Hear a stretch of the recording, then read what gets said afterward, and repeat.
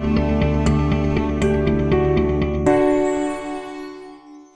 faut être curieux pour être. Ouais, il faut observer. Il faut observer. Ouais.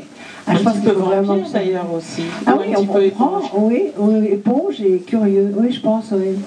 Je pense que si vous observez pas les gens, vous pouvez pas écrire, parce qu'il faut sortir de vous, aller voir les gens, et essayer de savoir ce qu'ils ont dans la tête, quel a été leur passé. Enfin,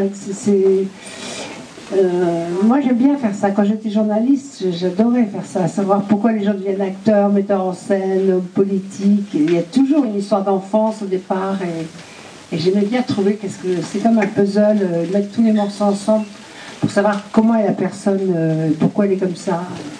Alors justement, vous, votre histoire d'enfance pour devenir, alors peut-être journaliste d'abord et ensuite romancière. Alors on sait que vous lisiez beaucoup. Oui, je lisais énormément. Oui. C'est-à-dire que moi je suis née au Maroc, vous savez.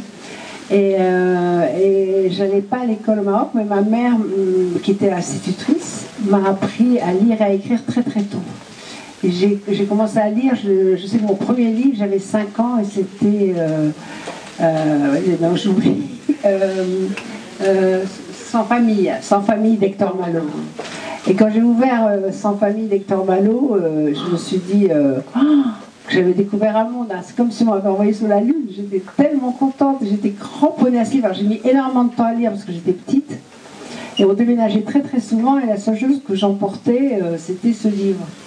Ça m'a beaucoup marqué, Sans famille. Et après, j'ai tout lu. Je me suis inscrite à une bibliothèque municipale et je lisais tout par ordre alphabétique. Je lisais tous les A, tous les B, tous les C. C'est comme ça que j'ai lu Dostoïevski, je devais avoir 12 ans. Peut-être un petit peu ardu. J'ai absolument rien compris, mais je comprenais qu'il y avait quelque chose de formidable derrière. Et le fait donc de devenir journaliste, c'était pour raconter des histoires? Non, pas du tout.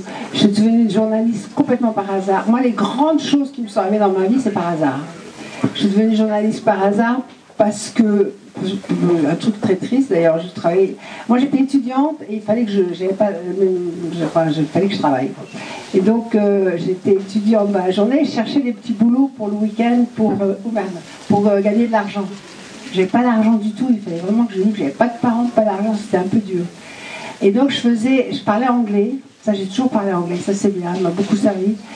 Et je faisais des petits boulots le vendredi, samedi, dimanche. Et ce qui a fait que vous êtes passé au roman, c'est parce que... Par hasard. On vous l'a demandé. Parce qu'on me l'a demandé, oui.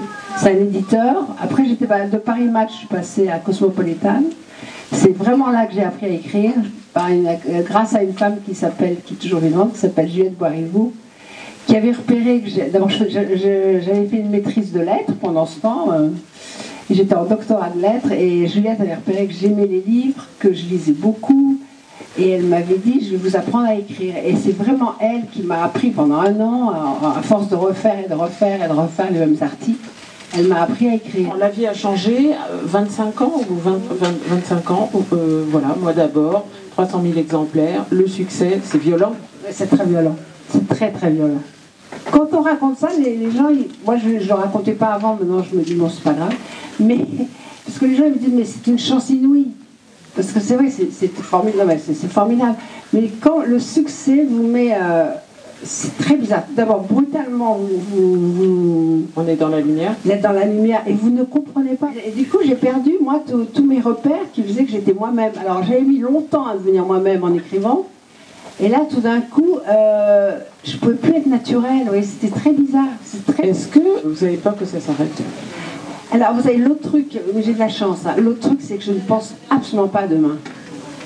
Moi, je pense à aujourd'hui. Par exemple, là, ce matin, je dis, tiens, je vais aller à Amiens. Je me souvenais que j'étais déjà allée une fois. Je me souvenais absolument de tout. Je pense à ce qui va se passer aujourd'hui. Et j'arrive pas tellement à me projeter. J'ai jamais fait plan de carrière. Jamais. Jamais. Vous voyez, j'ai commencé, j'étais prof quand j'étais en Suisse, français-latin. Bon, ça, je savais que je voulais pas le faire. Alors ça, j'ai arrêté. Après, je suis rentrée en France, j'ai fait plein de petits boulots, mais pour vivre. Mais par exemple, je me suis souvent dit ça, à un moment, j'étais dactylo, je ne savais pas taper à la machine. C'est-à-dire que je tapais avec un doigt et je cherchais mes lettres. Mais si j'avais été une très bonne secrétaire, si j'avais appris à taper, je serais peut-être devenue secrétaire. Vous voyez, j'avais aucun plan de carrière. Parce que d'abord, je venais d'un milieu très modeste où déjà c'était incroyable de pouvoir lire des livres comme ça, comme je les lisais. Et puis au fur et à mesure de tous ces livres qui sont sortis, il y a aussi des liens qui se sont créés aussi avec vos lecteurs, vos lectrices. Ah, ça, c'est une autre histoire.